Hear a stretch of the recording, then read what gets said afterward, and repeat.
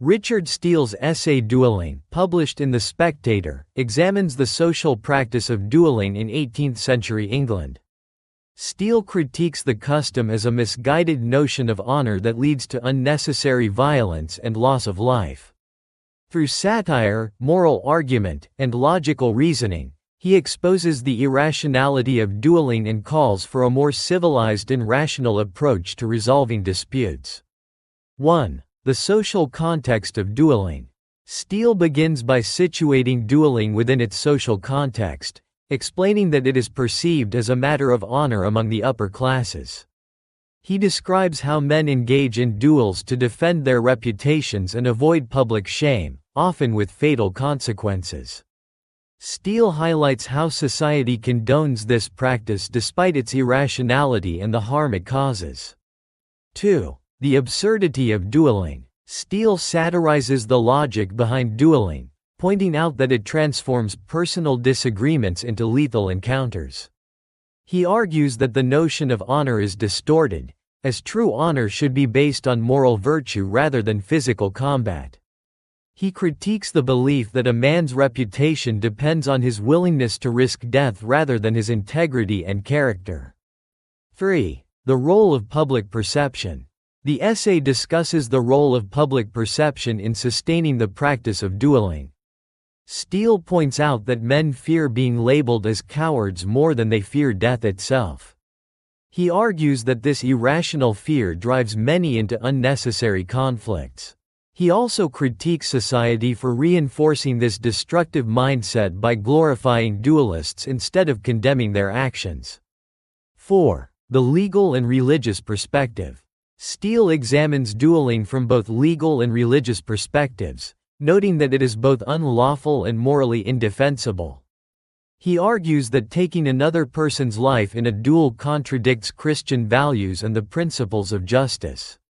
He questions why society tolerates an act that, under different circumstances, would be considered murder.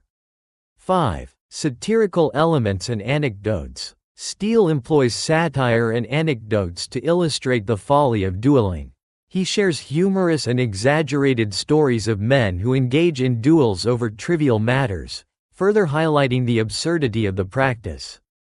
These anecdotes serve to ridicule those who adhere to outdated notions of honor.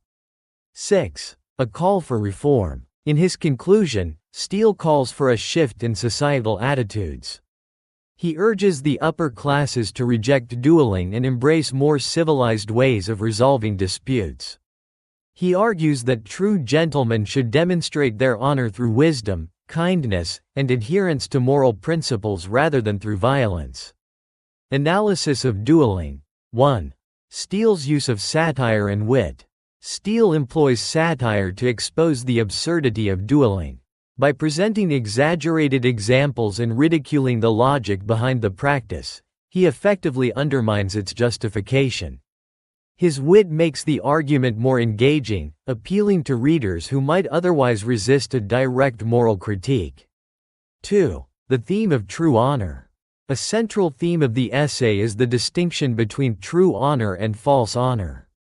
Steele argues that honor should be based on integrity, morality, and reason rather than physical combat. This perspective aligns with Enlightenment ideals, which emphasized rationality and ethical conduct over blind adherence to tradition. 3. The influence of public opinion. Steele's essay highlights the power of societal norms in shaping individual behavior. He critiques the way public opinion compels men to engage in duels, showing how fear of social judgment can override reason and self-preservation. This analysis remains relevant today, as it illustrates how peer pressure can lead to destructive decisions. 4. The legal and ethical argument. By framing dueling as both legally and morally indefensible, Steele strengthens his case against it. He emphasizes that the practice is not only dangerous but also unjustifiable from a religious and ethical standpoint. His argument appeals to both legal reasoning and moral values, making it difficult to refute. 5. The call for social reform. Steele's essay is not just a critique but also a call to action.